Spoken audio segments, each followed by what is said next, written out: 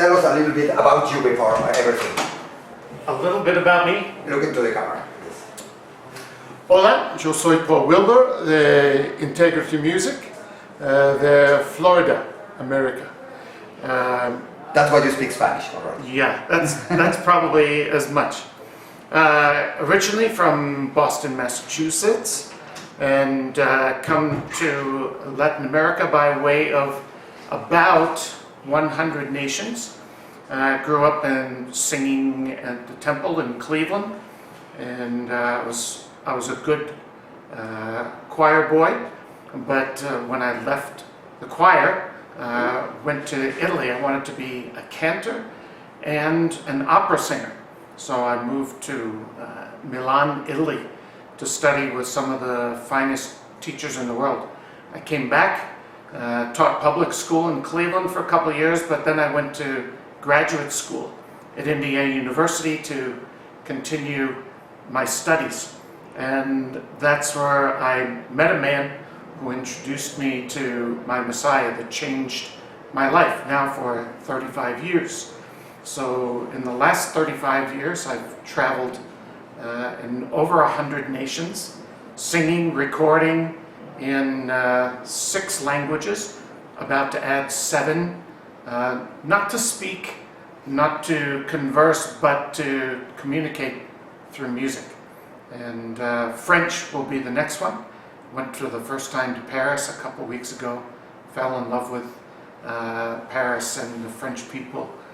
And so we're very excited also to be here in Mexico City tonight. This is a great passion of mine. I love the passion of los hispanos. Yo creo que ahora es el tiempo de los hispanos. It's un tiempo profético especial. I'm very excited. I spend probably half of my year in Spanish-speaking nations. So why don't I speak more Spanish? I wish I had a good excuse, but I do have more CDs in Spanish than I do in English. But we also sing and record in Portuguese and German.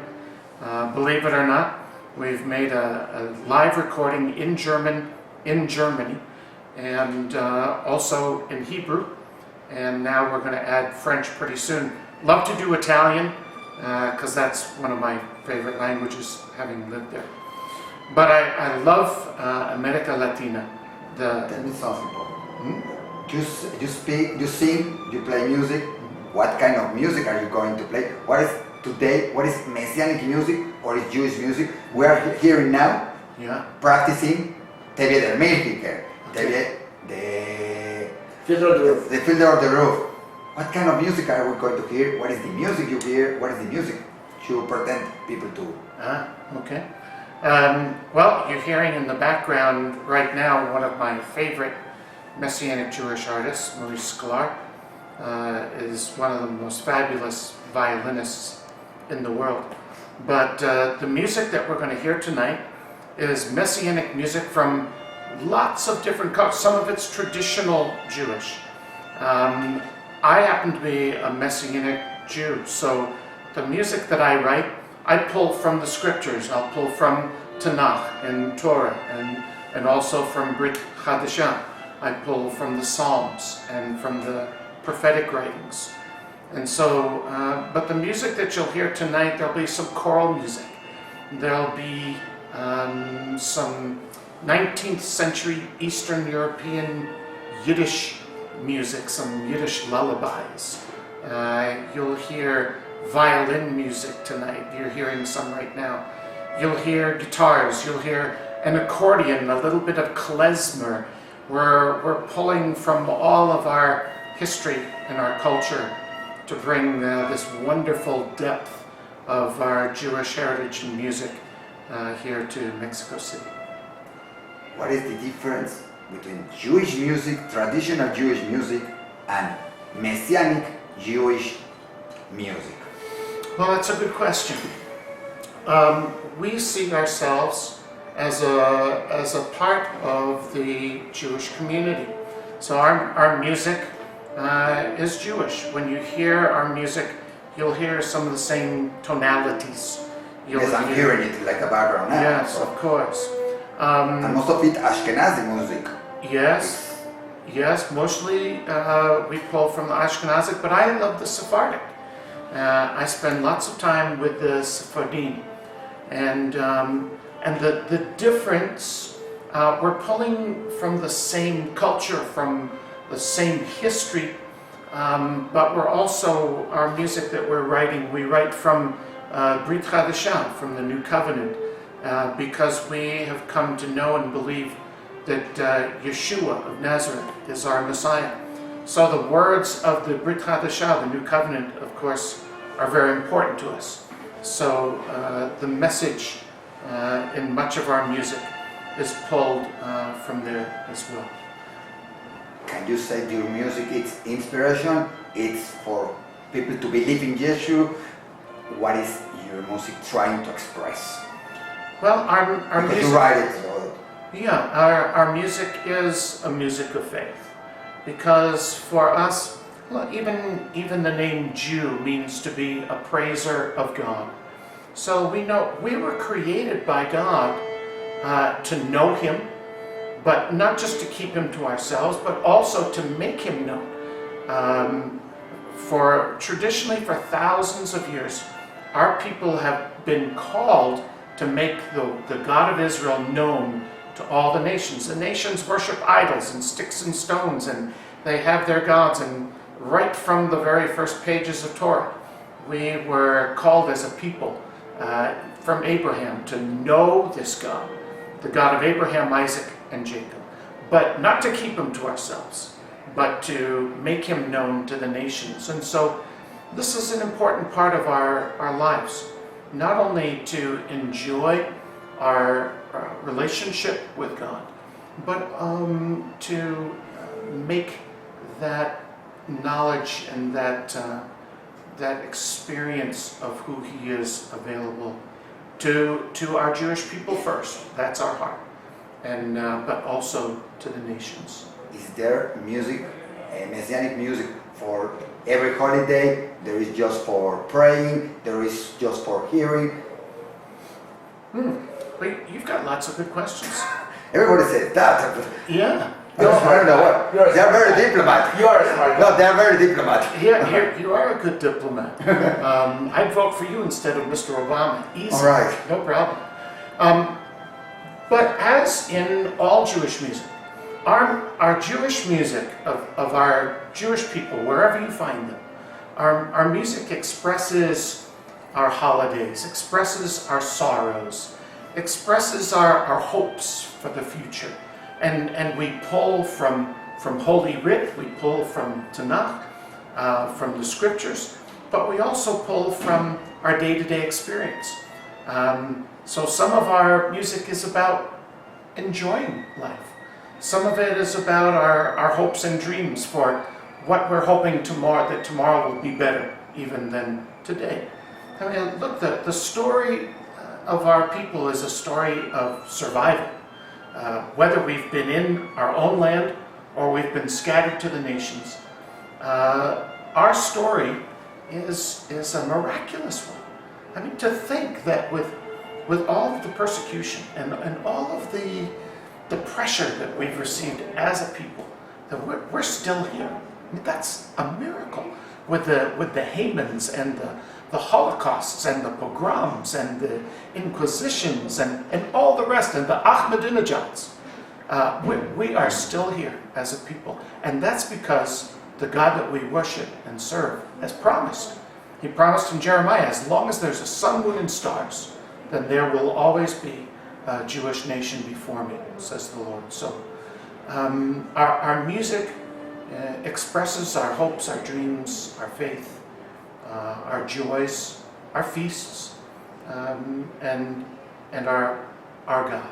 And it's a universal message, because the God of Israel wants to be known in all the nations, because to know Him is life.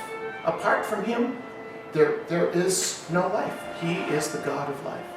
And so we're passionate about sharing this. You know, some people accuse us of being proselytizers or, look, you find a great shoe sale, you tell everybody, you gotta go to this store, the prices are unbelievable, look, they fit. No, I won't tell them, I want to be the only one to buy there. But we found the secret to life, and so we can't shut up. We can't help ourselves. This is too good to keep to ourselves. Most of your music is in Hebrew, Spanish, English. Yes. It's in what? In every language? Yes. Yiddish, no? Yiddish. And Yiddish, yes. What is with Yiddish? You think it's for many people it's already a dead language. All right. Yeah. But no, Yiddish is a wonderful language. It's it takes us back to places of lullabies. It's a Yiddish mama rocking her baby to sleep and, you know, hoping that there's going to be food on the table tomorrow. Yiddish, you know, speaks of life in Eastern Europe when times were very difficult. And, you know, the combination of German and Hebrew, and for some it's a dead language, but it's a beautiful language. There are still a few of us that love it. The scriptures have even been translated into Yiddish. You can find Yiddish Bibles still. Yes. But not a lot of the young people are being taught Yiddish, and it's a shame, because it's also a part of our history. Look, our languages, the language of the Jew is universal. I think a lot of people in the nations relate to us as a people because our history and our future we wear it on our sleeves. People look at our faces and they say, oh, there's a Jewish person. They must be Jewish. Why? Well, they look Jewish. What does a Jewish person look like? We carry our lives right out front. We're not, as a people, I find our families to be generous, loving, kind, and that comes through in our music, in our worship, in our praise, in our faith, in our dance. And people here tonight and tomorrow and Friday and Saturday night, they'll see it. There's a huge distance of different flavors that we'll bring to the stage tonight, and it's very exciting to me. I call my father a reluctant Jew. He grew up during the Holocaust. He served in the United States Army in the Air Force. He flew over Nazi Germany in a B-17, 35 missions over Nazi Germany. And he was always afraid, always afraid. He told my mom, you know, if my plane goes down, don't look for me because we know what happens to Jews in Germany. They knew?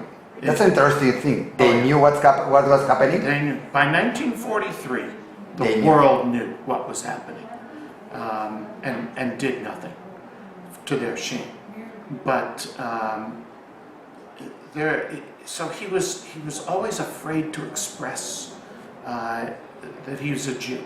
Even though he worked with other Jews in New York City and New Jersey and all over, he wouldn't speak much about it. He didn't speak about the war. He didn't speak about his upbringing. I had to pull all this, and he's still alive. He's almost 90 years old. I would love to speak with him. I brought him to my hometown in Florida, so I see him quite often. But that generation, we call them the greatest generation because they fought World War II, the great evil that was Nazi Germany. But strangely, I enjoy going to Germany because I want to show grace where there was hatred spewed at us as a people. There's something very powerful when I come with my team, and many of them are Jews, And we can stand up in a church or on a street corner and play our music and tell them we're Jews and we know the history, but we're here to offer you the love of a God who loves us but loves the world. And there's something very powerful about people shake their heads and they say, why are you doing this? Because I've been forgiven, because I know the God of the Bible. He's put this grace inside of me to reach out to those who have hurt us and hated us as a people. It's very powerful, very powerful. Very interesting. Last thing, can you sing a little bit? A little bit. Just to have it. Let's see. Well, tonight you'll hear some other things, but how about this one? Baruch hu et Adonai hamevorach leolam vaed. Baruch hu et Adonai hamevorach leolam vaed. It's a little blessing that I set from the Siddur, from the Jewish prayer book. Blessed are you, O Lord our God, maker of heaven and earth. And it goes on from there, just giving thanks to God for who He is. Thank you very much.